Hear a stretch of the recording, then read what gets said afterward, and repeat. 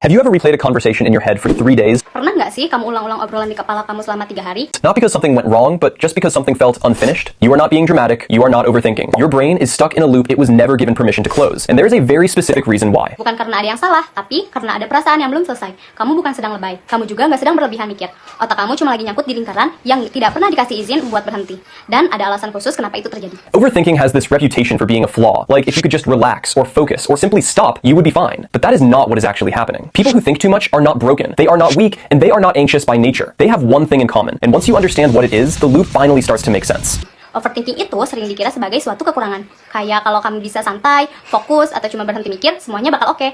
Tapi kenyataannya nggak sederhana itu. Orang yang terlalu banyak mikir itu bukan orang yang rusak. Mereka justru bukan lemah, dan mereka sebenarnya tidak gampang cemas.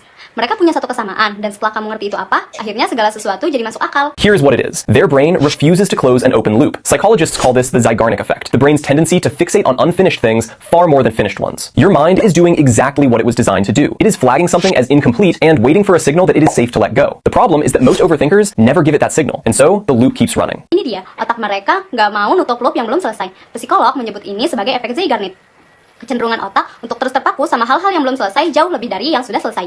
Pikiran kamu yang sebenarnya lagi ngelakuin apa yang memang dirancang buat dilakuin, otak kamu tandain sesuatu sebagai belum lengkap dan nunggu sinyal kalau sudah aman buat dilepas. Reason 1. The feeling underneath it was never named. Most overthinking is not about the thought at all. It is about a feeling that never got acknowledged. You are not replaying that conversation because you need to analyze it. You are replaying it because something about it made you feel unseen, or embarrassed, or like you got it wrong. And your brain will keep returning to it until that feeling gets a name. The moment you say, honestly, that hurt, or I am afraid I came across wrong, the loop quiets. Not because the situation is resolved, but because the emotion underneath it finally got acknowledged. That is what the brain was waiting for the whole time. Salahnya adalah, kebanyakan orang yang terlalu mikir nggak pernah ngasih sinyal itu, makanya lingkarannya terus jalan. Alasan pertama, perasaan di balik itu nggak pernah diberi nama. Sebagian besar overthinking sebenarnya bukan tentang pikirannya. Ini soal perasaan yang nggak pernah diakui. Kamu nggak mengulang percakapan itu karena perlu menganalisisnya. Kamu mengulang karena adanya sesuatu yang bikin kamu merasa nggak dilihat, malu, atau merasa salah.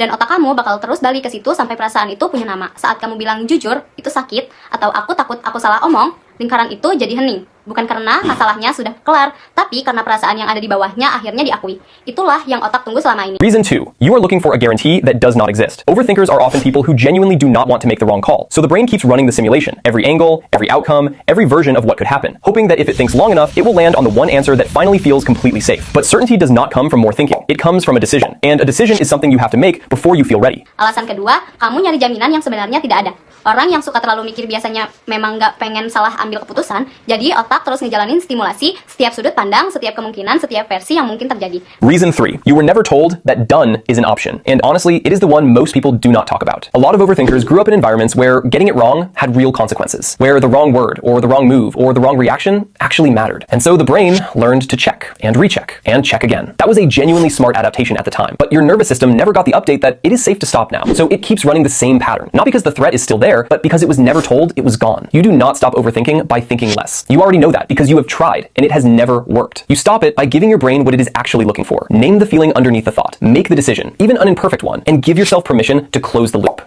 Akhirnya akan sampai pada satu jawaban yang benar-benar terasa aman. Tapi kepastian bukan datang dari mikir terus. Kepastian datang dari keputusan, dan keputusan itu diambil sebelum kamu merasa siap.